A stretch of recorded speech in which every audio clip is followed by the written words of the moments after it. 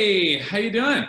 Good to see you all. Good afternoon, good evening. Okay, let me tell you just a little story from just this morning that gets right to where we're going. Just this very morning, we had a ceremony to give blessings to the fellows, the Gen fellows. There are these 7 synagogues that are in a kind of consortium, and each one of them has a fellow, and ours is Rabbi Kayla. And the fellowship ended, and so we're giving all these blessings to these fellows. I don't think Kayla's going anywhere, but that's just for me to leak, not to say anything official about. But we had to give blessings, right? And people wrote songs. So I got an email this morning, like, all right, we have to come up with a blessing. Let's do what are the top 10 things we love about Kayla, right? So we had 10 things and that was like part of the blessing. Here are 10 things that we love about Kayla, which is like, it happened this morning. Like it's not just a coincidence. We do this all the time. We make these top 10 lists all the time, right? Like anything from Letterman to the top 10, if you read BuzzFeed, you know what I'm talking about, right? Top 10 this and the top 10 that. So that's what we're going to talk about today, is we're going to try and see if we can learn something, understand something deep by looking at something relatively superficial. We're going to look at lists. If you looked at the chapter 5 in Pirkei Avot, and we noticed this last time we went through the cycle, we saw these lists, which is a different structure than we've seen before in the first 4 chapters. There are lists of 10. There are lists of about 6 lists of 10, although it depends how you count, 6 to 8 lists of 10. There are 2 lists of 7. There are 6 lists of 4. Those are the big numbers that we're going to look at. But we're not going to focus on the content of the lists themselves, which is the actual teaching. Instead, we're just going to focus on the structure, we're just going to focus on the lists as a format and ask, why would we do that? Why would we, just like we did this morning, use such a simplistic device to offer a profound statement, to say something about ethics, to say something about morality? Is that really the realm of the top 10? Is that really? But the truth is, right? We do this all the time. So why? Let me just start with that general question. Like, why are we so inclined to? I say we do this all the time. Let me give you some examples. You probably can think of some on your own, but like here are some examples that I found. Anyone know this book? The 7 Habits of Highly Effective People. It sold over 25 million copies, right? And you got to believe that part of that is that he was able to boil it down to 7, right? Or this is a book that's really popular among kind of like alt-right young men these days. The 12 Rules for Life.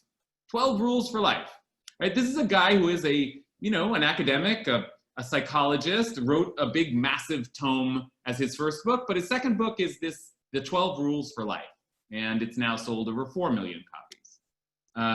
Anyone ever heard of the 5 love languages? There are only 5. I mean, part of what I'm suggesting is like this whole thing is like, it's a little ridiculous, isn't it? Are there really only 5 love languages? Are there really only 7 habits for highly effective people, right? And then, of course, there's this famous one, right? Like, we're not just talking about silly pop culture books here. We're talking about something that even God did, right? The 10 Commandments. So, like, what is that? I don't even know how to ask this question, but why do we make lists? Why top 10s at all? Gary's got an answer. Oh, I said because they're awesome, but go ahead, Gary. Wait, what did you say? Wait, go ahead. I just said because lists are, Mayim, go ahead. No, I said lists are awesome. I mean, for people whose brains work that way, lists are awesome. Well, but that's the question. And you actually know a thing or two about brains, right? You've studied brains. I know more about lists than brains, but sure. But what does it mean to say people's brains that work that way? I mean, that's part of what we're getting at. Why do people's brains work that way? Wait, I want to say something. All right, you jumped in. For years, I was a blogger with thousands of followers. Whenever I would put in the subject matter 5 things or 10 things, the amount of opens went through the roof, more than anything else I could ever say in the headline. Okay, but that means that it really is just clickbait. And I think that's okay. We could imagine that the rabbis are using a device here too, just like you did. It's a way of getting people interested. Oh, I want to know what the top 5, even though there are no top 5 things, right? That's not real. But I don't know. Mayim, I think, was saying something deeper, which is that it isn't just that it grabs the eye, but there's something about the way we think that, or the way some people think, Mayim. What do you mean by that? Yeah, I mean, I think that there are people who like lists and there are people who don't. I think that, our brains were computers before computers. We're sequential thinkers and we're sequential learners, and we like stepwise processing. And in particular, our tradition is full of these 3 things, these 4 things, it's also, there's number significance too, but a list involves, once you do these things, you'll be okay. I mean, I think that's what we psychologically process. Do these 5 things. That's why everybody's clicking on it. It's not so much that it's clickbait. Everybody wants the quick fix, and they want to know, what are the things I do so that I can feel okay? Or be okay. You suggested, I think, various possibilities here, various paradigms for thinking about it. One might be that we think sequentially. We think about it is easy for our brains to process and order a kind of a sequence, and that's that's just natural. But you might also say that, and you started to suggest that there is something quick and dirty about. Like we also like to have the 10 things instead of having to think about the 100 things that I need to do to become a highly effective person. But underneath it all, I think you're also suggesting something perhaps profoundly resonant about just the concept of numbers. Like, numbers are one of the primary ways that we order the world, right? So doesn't it make sense to put things into that kind of schematic, numbering, quantifying form? Okay, a few more answers. Wendy, what do you think? Well, I have 4 things that I want to.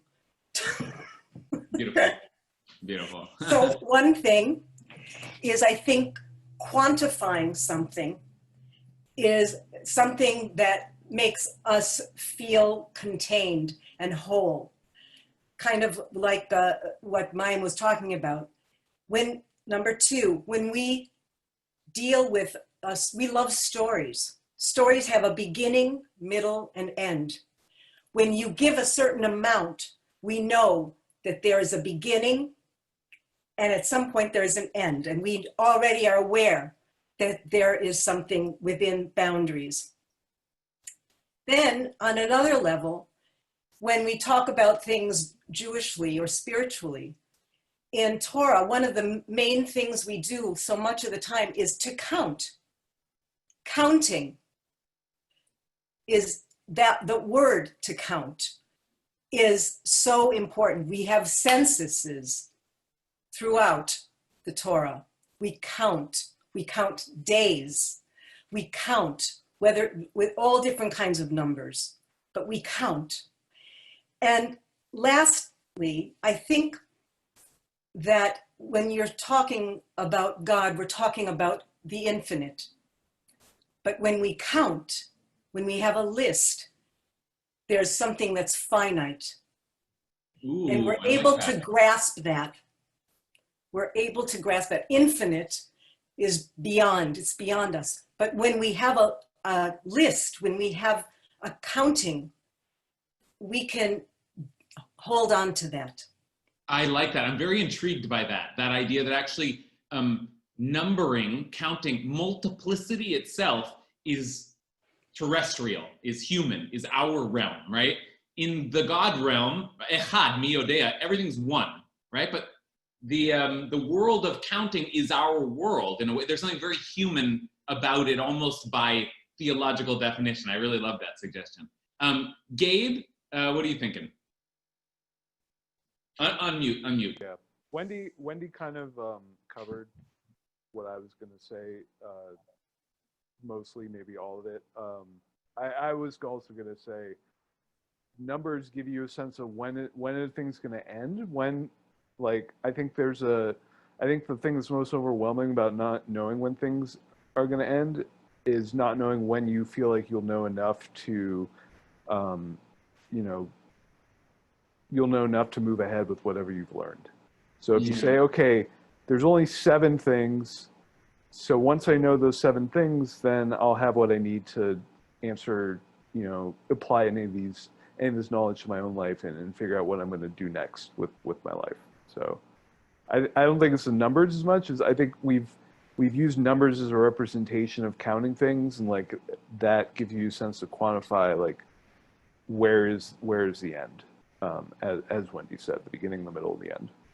Yeah, thanks for underscoring that, because Wendy did say that, and I didn't make particular note of that, but both of you were talking about the blessing of finitude, right? That there's a discrete, quantifiable unit of information here. And if I were to tell you like, oh, come study with me, I'll teach you the 1 million lessons on how to be a good person, it's like, or the infinite lessons on how to be like, when does this end? Where can I get this info? There's something satisfying about the idea that if I go through, I will get the core pieces of information. That in itself is not just laziness. It's a sense of, oh, this is accessible. This is digestible. I love that. Yeah. Sorry, I just want to say one other thing. I don't think it's a coincidence that the proliferation of lists coincides with the internet and the proliferation of social media, and like the internet in its way of seemingly being like unlimited amount of information at our fingertips at all times. Yeah, that's interesting. So your point is striking, because I think my kind of BuzzFeed internet associations would lead me to say, oh, everything's becoming simplistic, everything's becoming bite-sized, everything's becoming grabbable, and it's getting more superficial and shallow, right? Which, that's one way of spinning it, but you're spinning it differently, which is to say, there's so much information now available, there has to be some way of sifting through it. And a list helps you do that. A discrete set helps you do that. So yeah, okay, great. So here we're just thinking broadly about the function of lists, of orders, of numbers of things. But as we begin to head into the material, we have very specific numbers. We're not just talking about any old lists. We don't have just like, a wide array of lists. We have very specific numbers that we're in some ways being asked to think about. And they are 10, 7, and 4. Right? That's the major organizations. Later on in the chapter, we find, a couple of 3s or 1 3, but let's focus on the sets that we get presented with at first. So 10. Why lists of 10? That's where we start. Now, look, it's lots of 10 Jewish things, right? I named one, 10 commandments. What else? What else is there? 10, everybody's muted. 10 Spherotic. Sorry? The 10 Spherotic on 10 the Spherotic, good. The 10 divine attributes with which God, is and creates the world. The 10 Spherotic. Okay, good. That's one to keep in mind. Other 10s? 10 Plagues. plagues. Good. 10 plagues, 10 Spherotic, 10. A minion? A minion, good. 10 people counting a minion, right, good. So there you go, like this is like classic. And by the way, I think it must also be said, why do we have top 10 why is 10 such a big number in in human civilization? Like all together, right? Yeah, Yoni's doing it, that's right. 10 fingers, right? Like, in other words, maybe there's just this is the way we count. Like, biologically, it just makes sense, right? And by God's design or evolution's design or whatever, like So that's the significance of 10, which is in some ways primary and in some ways not that significant at all. Just sort of like, that's how many fingers I have. Right? So why do we list the things that we do in this chapter in 10? Let's take a look at them for a second. And then I think, I said, we're not going to analyze the content so much, but we do have some clues embedded in the teachings themselves. So here's the source sheet for you. And I'm going to screen share it now. All right, so we don't need these things anymore. Love languages. Okay, here we are. Okay, we have the 10 utterances, Asara Mamarot, Nivra Olam, with which the world was created.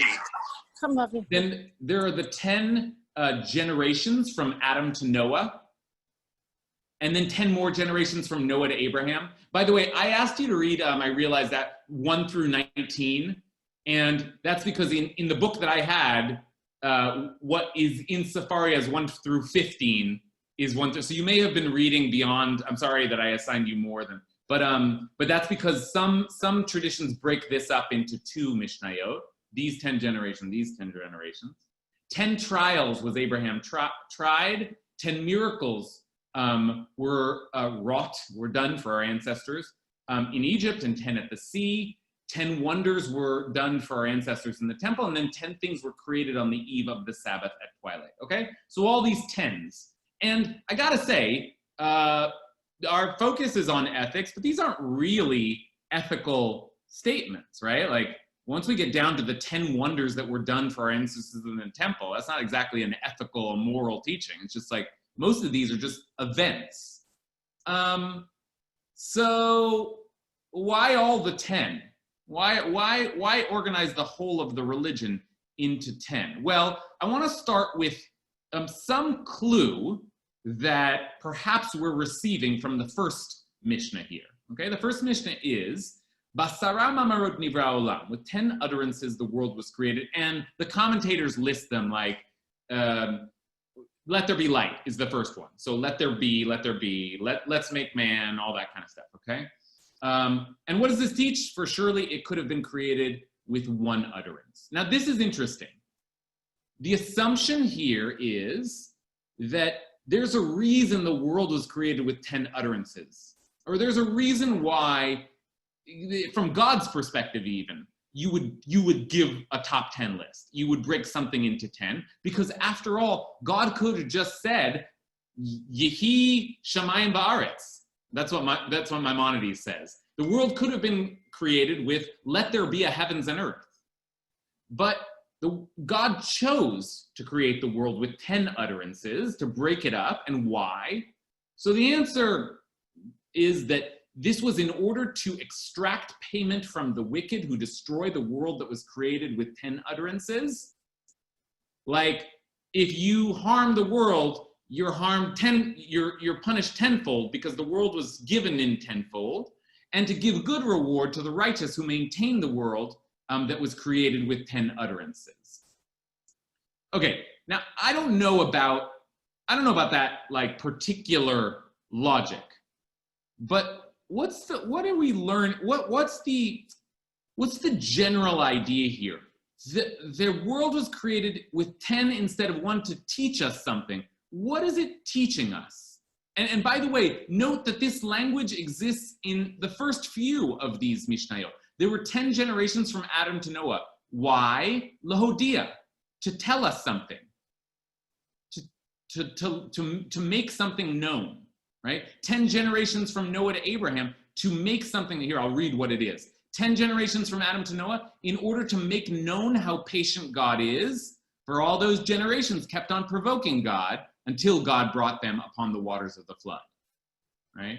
10 trials was, with 10 trials was Abraham our father tried, and he withstood them all to make known how great was the love of Abraham. So all the 10s are there to teach us something. What are they there to teach us? Like, what does 10 teach you that 1 can't teach you? This is, I realize this is like a difficult question to answer, because I'm not asking for what is the exact thing that Mishnah number 1 says that the 10 utterances taught us, but more I'm asking, why does 10 teach something in a way that 1 can't? Does that make sense? Yonatan, are you willing to give a try at answering my convoluted question? Sure. I think that in the first place, this is meant to say that the glory of the world is in its details. And I think this also establishes a parallelism between these details. Say more about that. What do you mean? That certain things are similar to other things, meaning, if you track the first items in each of these lists, if you track the last items in each of these lists, there ought to be some parallelism there, or at least this structure would accommodate that. Good. Okay, so I think you're saying 2 distinct and both important things. One is that 10 demonstrates the almost the wonder of things, the beauty, the intricacy of things. That the 10 shows that things are diverse and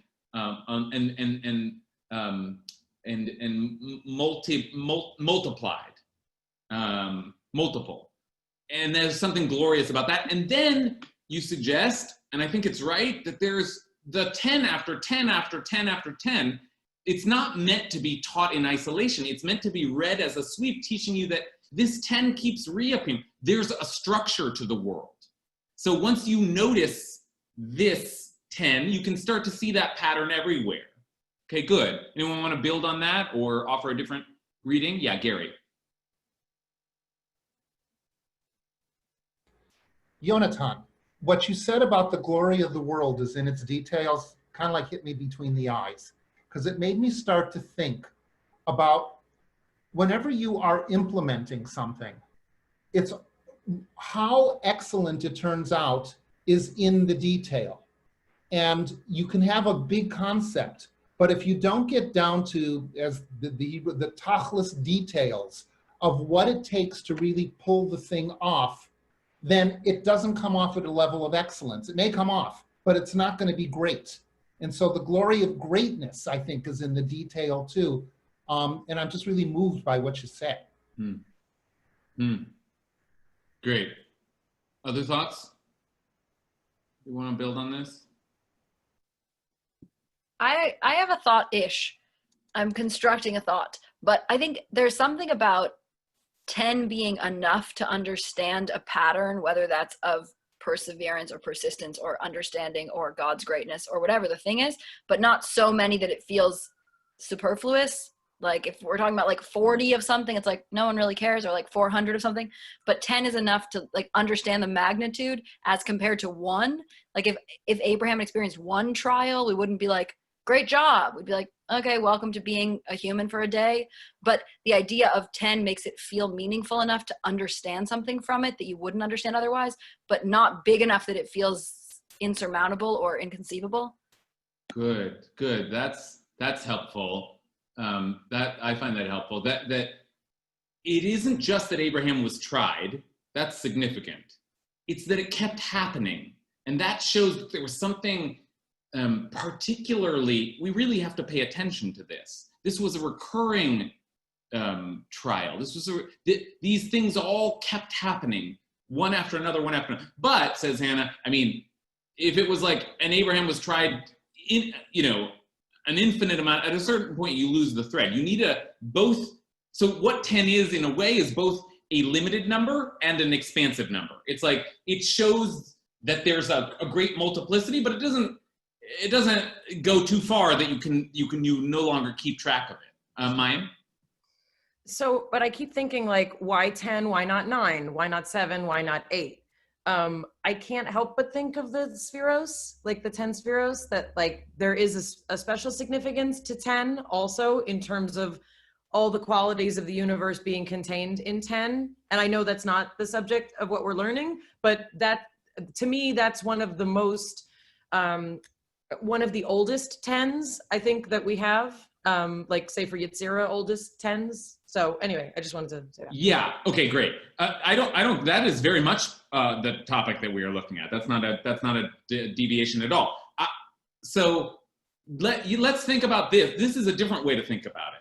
Not like how does 10 help us or why would we think to count in 10, but what is the significance of 10 as a number? And Shoshana said this earlier, and Mayim's asking us to consider again that 10 is a big number, right? We were able to list about this 10 commandments, 10 plagues. It recurs not just in these lists, but throughout the Torah.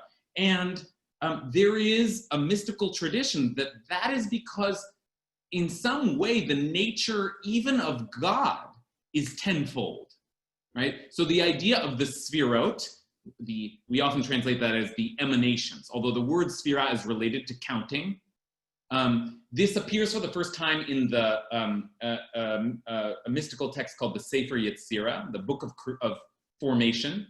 And the Sefer Yetzirah offers all kinds of like mystical codes through which we can understand the world.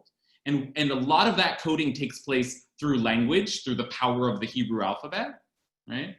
But if you were in my Hasidic thought class on Tuesday night, we looked at some of that. But language is one way that we organize the world, and numbers is another way. And of course, we think in decimal numbers. And so it is that the very nature of God becomes kind of transcribed into these 10 attributes, right? And there are, some classics like Chesed and Gvura, God's kindness, God's strength, God's beauty, God's endurance. But there are these. But the point is, God is one, but there are different aspects of God, and there are distinctly 10. And once that's true about God, we can sort of read it through everything. Right. So here's another version, I think, of what what Mayim is suggesting here. I want to. There's one commentator above all that I thought of when I read through this chapter, and that's the Maharal of Prague, who is 17th century thinker, one of my 16th, 17th, one of my favorite Jewish philosophers, and the Maharal hovers somewhere between rationalism and mysticism, and is often spoken of as Hanistar Bilshon Hanigla, that which is hidden in the language of that which is revealed. In other words, he's not going to speak about Sphirot directly, but you have some sense that might be what he's talking about. So this is just to build on Mayim's question, on Shoshana's suggestion earlier as well. Take a look at what the Maharal here says in his commentary on Pirkei Avot. Right here, with the 10, he assumes, as Mayim did, that the 10 isn't just random, it's significant. So this is his version of it. You should know that the reason that the world was created with 10 statements instead of 1 is to teach us that this world is on a very high level, and that's a typo, and that the presence of the blessed God is in this world. Now, he's alluding to something that I think Shoshana and Mayim are onto, but he's going to put it in a different way. The number 10 represents this because the divine presence is always with 10, but not with less than 10. As we said above, 10 who sit and study Torah, that the divine presence is with them, is with 10. From this, you know that the number 10 receives the glory of the divine presence, because with 10, you have holiness. Okay, so he's using a different concept to kind of hang his hat on, which is the concept of the minyan. But he's saying what Mayim is saying, what Shoshana was saying, which is that there's something essential about 10 as a number. And so I want to turn that over to you. What do you think of that notion that the 10 here is significant? It's not just any number. Yeah, let's see. I saw Allison. I agree. This is something that Agnes and I were also talking about in our Havruta this week. And I would take it a step further that if we look at the Sefirot, it's not just 10 that becomes significant, but also the other numbers that we were looking at in chapter 5 of Pirkei Avot. I think the other numbers were 7 and 4. And so if you look at the Sephirot, then they also divide into those numbers because you kind of take away the top 3, which are the 3 Sephirot that are associated with the divine. And of course, in Pirkei Avot, it's like the knowledge from the fathers. So we're talking about the earthly realm. So 10 minus 3 is 7, the 7 bottom Sephirot. And then there's something also unique about the 4 Sephirot that are sort of in the middle. And what do they correspond to? There's like intellectualism or something there. But I'm not as clear on that. Good. I mean, my goodness, I have like a classroom full of Kabbalists here. It's like amazing. I mean, this is really deep level knowledge. But that's right. We're not going to go too deep into it now. You know what? Maybe I'll just show a picture in case some people are just wondering, what the heck are we even talking about? But let's take a look just at Spherot. Let me find you a good picture and then here's one.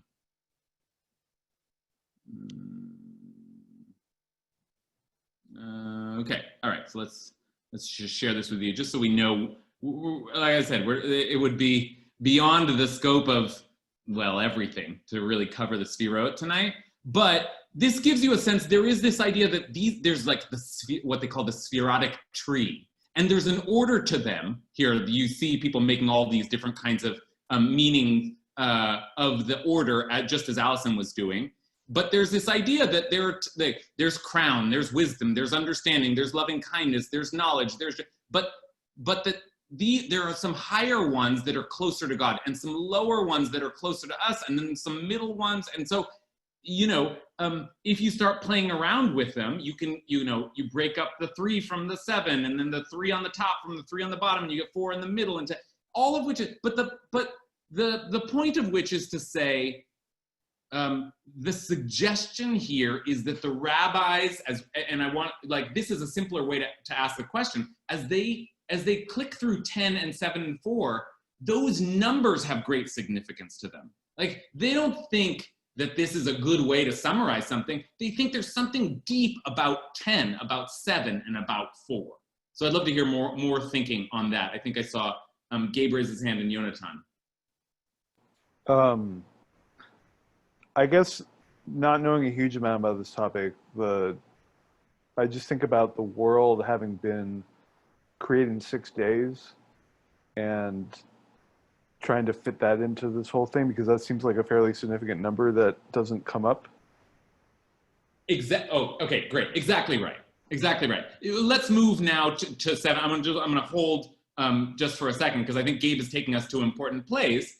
Right, we've been thinking about 10, but truly it's easier to think about 7, right? Because the next series of listicles is the 7 things, right? 7 things that, this is an interesting translation, a clod. The word in Hebrew is a golem. You may know that, like, the story, actually the Maharal, the guy who wrote this, is reported by legend to have created a golem, which is usually like a kind of a Frankenstein, a kind of inanimate body. But here they seem to be using it as the opposite of a smart person. So I guess a clod is not a bad translation of like a dumb lump of clay kind of person. I don't know. But 7 things that characterize a wise person, 7 things that characterize a clod.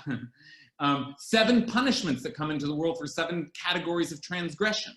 So we see these 7s, and if I was to ask you, well, what's the significance of 7? I mean, Gabe reminds us what the ultimate significance. That's the most Jewish number ever, right? The world is created in 7 days. Shabbat. Well, that's okay. So all right. So let's build on that.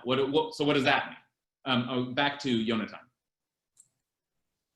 I want to be a little bit of a curmudgeon and say that we should acknowledge the limits of this discussion. Meaning, yes, there are 10 Sephirot because either God created a world in which God manifests in 10 ways, or someone decided to organize God's manifestations in that way. But God could have created a world with 11 manifestations, right? Like there could have been alternate bases for counting, same for 7, for all these numbers. And on some level, like when I look at this, I ask myself, why not 10, right? I mean, I agree with Hannah that like there's something magical about this order of magnitude, something like 10. But as much as like why 7? Why not? Really? Yeah, I mean, I think that's important pushback. Like on the one hand, yeah, these numbers pop up, but they're just they're the numbers. Like the story says 7 days. Story could have said 8 days. Story could have said 6 days, right? So let's not get carried away here with the significance of these numbers. But on the other hand, that's precisely the question, right? Someone like the Maharal, someone like, you know, the Kabbalists on this video session would say no. It's not why not 10? It's for a very specific reason. 10 somehow is the number, and 7 is the number. And are the rabbis playing with that kind of essential a notion of truth? Okay, I saw Gary next. To me, the question that this is posing is the whole discussion between, is what happens in the world random, or does it have meaning, and is it purposeful? And so that's what these numbers are bringing up for me. As Mayim was asking, why 10? It's like, well, is there a meaning behind this? Is there a reason behind this? As opposed to, it's just random. Yeah, it's God's design, right? And it's the message in there just about the world in general, because we're always facing saying, you know, like even right now with the pandemic, is this just random or does it have meaning? Does it have purpose? You know, another great kind of segue comment to looking. I wasn't sure if we'd look at the Maharal tonight, but let's look at what the Maharal says about 7, because as I said, Maharal is a person who deeply believes in essential truths and that the world has purpose. Look at what he says about 7. And by the way, he could have said the most obvious, like just like with 10, he doesn't talk about the Sphirot, doesn't talk about Shabbat with 7, but again, seems to be alluding to it. Check this out. The Maharal, and again, his commentary is called Derech Chaim, the way of life, but it's the Maharal who's writing. A thing is ordered by way of 7. No less and no more. And with 7, the order is complete, right? As Gary speaks about like the world having a certain logic and structure and meaning, think about the way the creation of the world in 7 days then becomes kind of transposed onto a general notion of order. And that is why it speaks of the wise person whose mind is ordered in this way. And I'm not sure what the next part means, because all order is even, and without evenness, one does not have order. And when something deviates from order, it deviates from evenness, and even the most even thing is in the middle, which does not lead to one side or the other. And we see that the middle point of anything is the 7. And this is like his particular kind of Renaissance logic here. We see that the middle point of anything is 7 because it doesn't go up or down, forward or back, right or left. It's just right there in the middle, right? There's 6 sides to a cube. The 7 is in the middle, right? This is what I mean by him trying to give rationalist language to mystical concepts, right? But I just reminded of this as Gary speaks, because part of what I think the Maharal is saying is God created the world in 7 days. Yonatan's right that God could have chosen to create it in 8 days, but once God creates the world in 7 days, that's it. It's the order of the universe. It is the pattern of the world, and you will find it again and again. So go looking for 7s, right? That's one way of reading these repeated numbers in these lists. Okay, who have I got here? Anyone who hasn't spoken before? Yeah, Devin.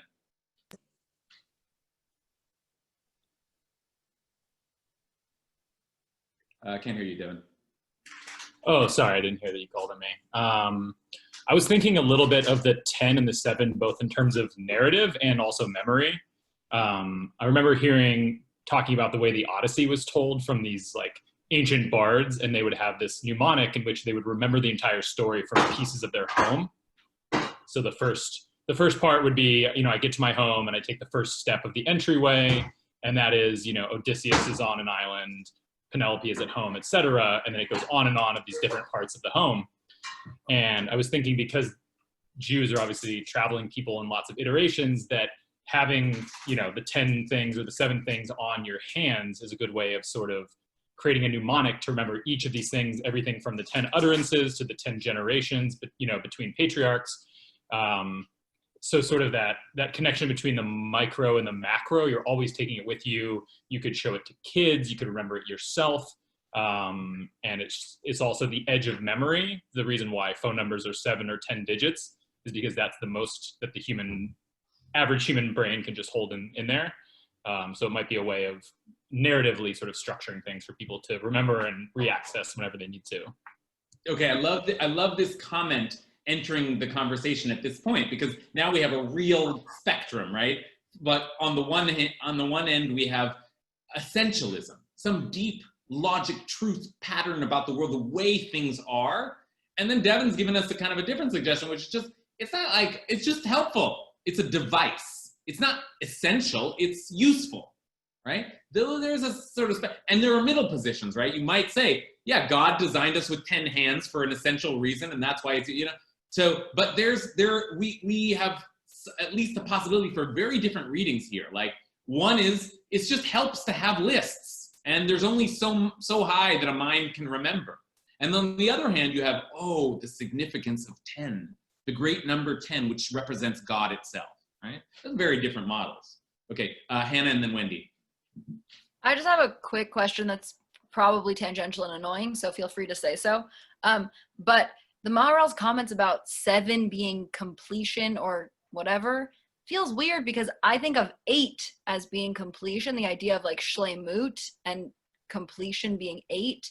So it feels weird to me to think of 7 that way, and I'm just wondering, and maybe this is for another time, and feel free to tell me that. No, it's great. And the Maharal actually has like a famous answer to exactly that dilemma. I talked to him about it before class. Okay, fine. So you're cheating.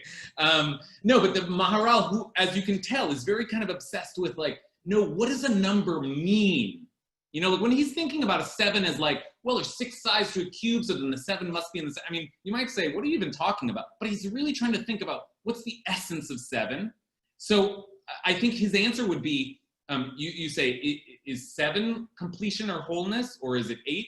His answer is that 7 represents completion in the physical world, because the world was created in 7 days, the world.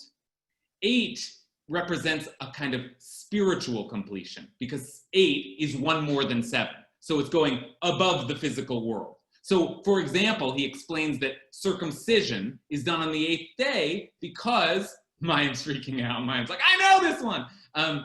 Circumcision is done on the 8th day because the baby is like physically complete, perfect physically, but this is a spiritual kind of adjustment to give it a kind of, to take it to the next level, right? So there's something like that sort of thinking is how the Maharal, I'm not asking you to buy that, but that's how the Maharal would respond. Wendy.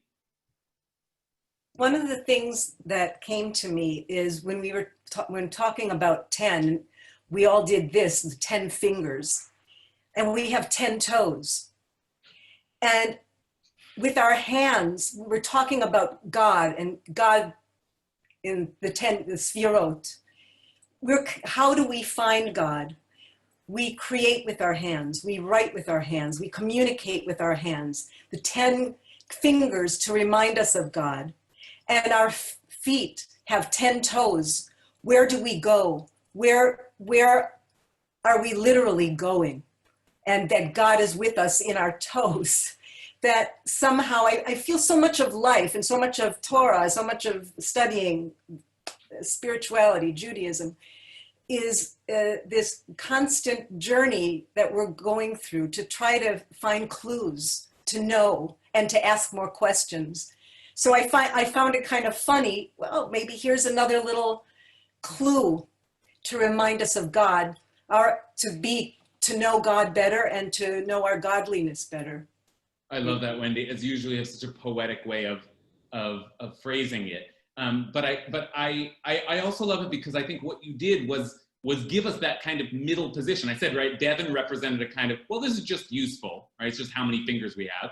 And then on the other hand, we have the the Maharal saying, no, this is the very order of the world. And what you offer is maybe it's useful because, like, we have 10 fingers because God is tenfold.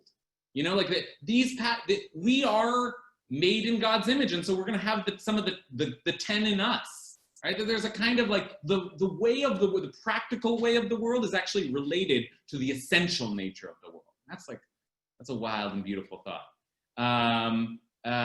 Let's see, who else here? Gina, did I see you had a hand? Oh, Tali had a hand. Hold on. I'm just going to try and call in the order that I see. Agnes? I know Tali was trying to say something before I raised a hand. All right. I will defer to the eyes of the crowd. Tali, go first. Okay, thank you. So, getting back to when you were showing all the images, the tree of life, and it was interesting when the Maharal was talking about the center, always trying to get to the center column, and that's really where we try to align ourselves. If we look at every triangle, it's really in that point, the center point, that where we're trying to get our balance from. And so I really look at, as you were talking, it's like that is another building block of, in terms of the spirituality. We can be in the place of being here in the material world and just saying they're just numbers. But what brings us the beauty of looking at the significance from a spiritual context takes us out of the physicality of this world and into the spiritual. Yeah, I like that. And I want to just add to that if what you're saying is true, then it forces us to read lists of 7 differently, right? Like to read lists of 7 in light of Shabbat. So Right. that there must be one of these 7 that is the Shabbat of this 7. So Right. Similarly, when we see these 10s, like there's something about this list of 10 that is like the Sphirot. So there must be higher and lower ones. Or there's something about this that is like the 10 commandments. Like there's something about the first or primary instances of 10, of 7, of 4 that illuminate for us the way we ought to. So it isn't just 7 things. Now it's like Shabbat. One of those things is distinct, or we could start thinking along those lines. The numbers in that sense would inform our reading of a list. Okay, Agnes. There's so many, like one of the things people are saying, and I feel like Devin's comment about things not being either or but both is what I'm hoping to talk to. I feel like one of the anxieties that's like been the ghost of which is almost in the past always been for me in these conversations is whether we're over reading. Like there's a sense of like, is it really persuasive to say that's why that is, or like the anxiety of like over attributing. And I know that I feel like in rabbinic tradition there's no such thing as over reading. You can always sort of see more closely. But I realized that part of it is like, are we saying that God created the world with this idea of 10 being nested in all these successive events? Like there's the question of intentionality, which becomes, for me at least, a ghost of that. But I think with all these different layers, and people have talked about it, it's not just one 10, it's so many 10s. There's like a sense that we're asked to superimpose things across time and space on top of each other. And what that does in my brain is it's sort of like, it pulls us out of the like linear time logic of God creating the world and then looking ahead to the events of Abraham and sort of creating this thing in advance of that, and puts all these 10s and act of creation all happening simultaneously in time. So it's almost like it like pulls us out of chronology into a different logic, which is the logic of the divine, because God is outside of chronology. That is a little vague and abstract, but I feel like there's something about the nesting of the 10s for me that like forces me to think of God outside of time in a way that like clicks my brain helpfully. Yeah, right. So that things occur in the way they do, not just in the order that like things unfurl in the world, but also because there's certain patterns that things are going to fall into, because it's the very kind of structure of the world. So that in a sense, like all these 10s are kind of, they're of a family, sort of merged together. Yeah, I don't know if my version is I find your thoughts stimulating, and there's lots to there's lots to build on there. Vague. It's vague, but yes. Yeah.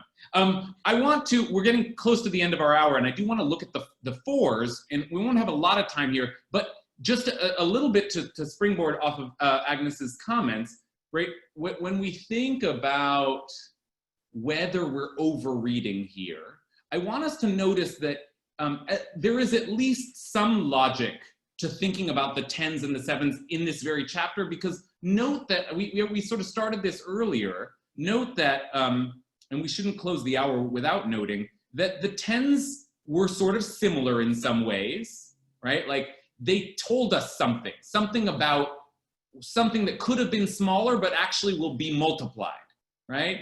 So teaching us that God is very, very, very patient, right? Teaching us that Abraham loved God so much. And then there's 10 wonders, 10 miracles. Like there's this sense that 10 represents a greatness, a multiplicity, an abundance. We noted that. I want to note also that the 7 has a kind of a pattern to it as well, right? There are 7 things for a wise person, and then there's an opposite 7, right? And similarly, there's 7 punishments which respond to 7 sins. So there's a kind of, like in the 7s, there's a kind of back and forth, a kind of like a series of opposites, of this and that, right? So there's something about the way that the rabbis teach through 7 that, I mean, you know, we don't have enough time to really extract all this out, but we did a little bit with the 10s. And I want to just note that the same is true with the 4s. The 4s are not just 4s. Now we're shifting into a different kind of list.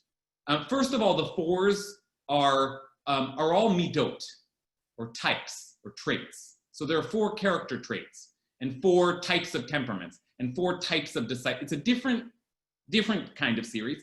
And also note that the 4s are all structured in this interesting way. One that says mine is mine and yours is yours is an average person. And some say it's actually not an average person, it's a Sodom type, meaning a bad person. One that says mine is yours and yours is mine is an unlearned person. One that says mine is yours and yours is yours is a pious person. And one that says mine is mine and yours is a wicked person. Now, I just want to say, all this actually is a certain kind of logic where there are kind of 2 sets of variables, right? Like mine can be yours, or mine can be mine, and yours can be yours, and yours can be mine. So it's like 2 sets that create the 4. Similarly here, 4 types of temperaments, right? Easy to become angry, easy to be appeased. Hard to become angry, hard to become appeased. So again, you have angry, easy, hard. Appeased, easy, hard, right? So there are these like, the 4 is taught in a certain way. I'm thinking a little bit of like the Myers-Briggs test, right?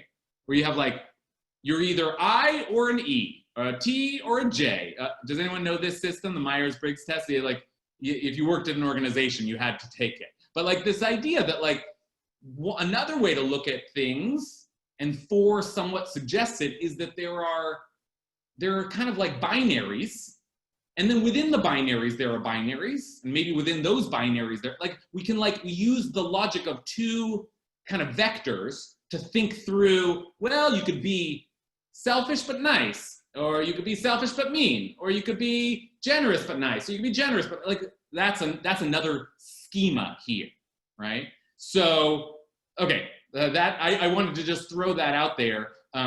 So maybe with that, we can sort of end by thinking about what's going on there in the 4s. Like what's happening? If 10 was divinity, multiplicity, the ordering of the world in God's image somehow, and if 7 was Shabbat, the series of creation, what is 4, and why does 4 play out in the way that it does in our chapter? Any thoughts on that?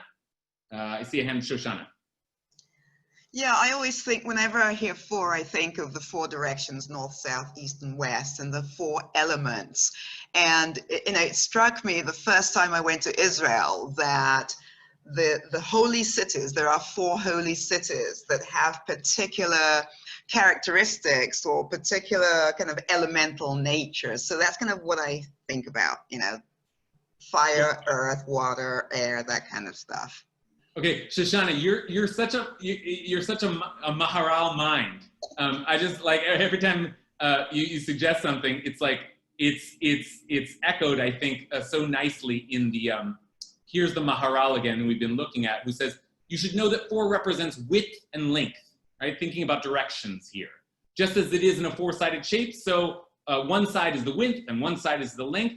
So this represents spreading outward on a plane, which is the beginning of the physical world, right? You're suggesting other types of 4, but thinking in that, again, that elemental way, right? Is that true here in the 4 as well? Or, as I began to suggest, is the 4 different? It's more like a kind of a logic, a certain kind of logic that we use to, you know, binary thinking as a way of splitting values and trying to analyze it that way. So now we have a couple of paradigms. Anybody want to build on them or offer a third? The 4 worlds. Great, yeah. I mean, I think at this point we're in, you know, like, and many have suggested, Jonathan suggested, like how deeply really are we going to read into these numbers? And Agnes said the same, right? There's a danger of overreading, and I think like we're sort of left in a little bit of a dilemma. Do we, every time we see 10, know that it's so deeply encoded with all the 10s of Judaism? Do we do that with 7? Do we do that 4? Do we do that with every single number? Because I will tell you, the Maharal has a logic that you can buy or not buy for every single number. So is that really possible? Or like, is sometimes a 6 is just a 6? You know what I mean? It's something to think about there. Jonathan, you want to respond to that? Yeah, I'm going to pitch you a crazy idea, which is that we are partners with God in creation, and that sometimes the meaning of things is the meaning that we assign them. And so both of those things can be true, right? 7 might mean something only because we decided that that's what it means. Others? Who else?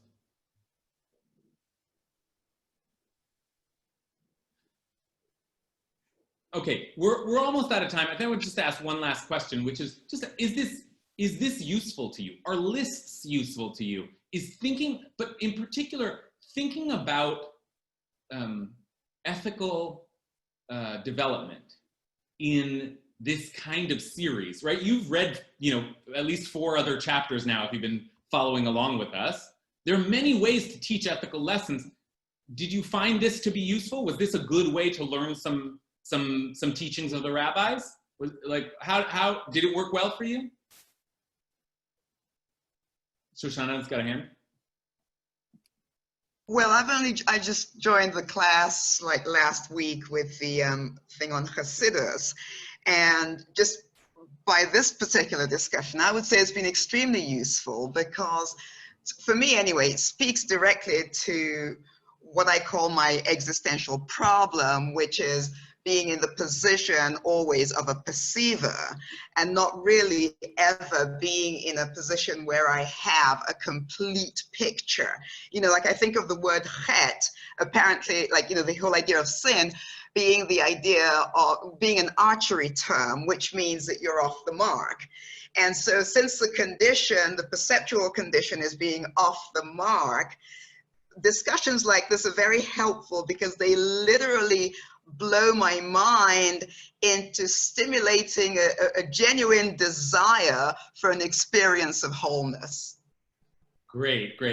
And I must say, I relate to some, I mean, I live in the world of spiritual, you know, teachings, religion, that's what I said. And it is all very like slippery. It's very kind of impressionistic and hard to make, it's not the world of logic. So there is something nice about having the 10 come in, the things that you could actually latch onto, or like have a sense of, oh, okay, this is the formula. Gary.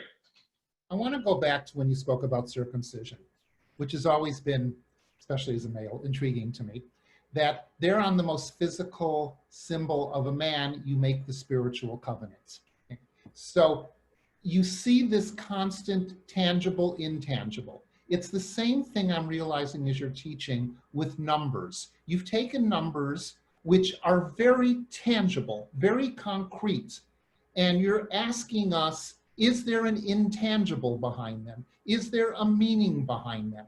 And I'm thinking to myself, you know, in Judaism, Kabbalah is all mired into numbers and the meanings of numbers and what do they mean. So it's taking this concrete and it's doing the exact same thing. And I'm realizing as human beings, as you're pointing out, we are resonant to numbers.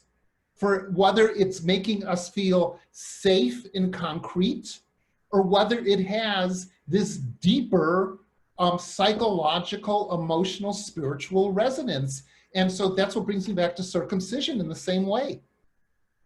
Okay, I love that, and I think that's a good place to kind of leave ruminating, because I think it's true. I mentioned this earlier, that the Sefer Yetzirah, one of these classic mystical texts, says that the world was created with 10 sphirot and 22 letters, right? The Hebrew letters and the 10. But saying that is like saying the world was created with numbers and language, right? In other words, it's like saying the world was created with the humanities and the sciences. Like these actually are some of the primary modes with which we process all of the information in our world. And what's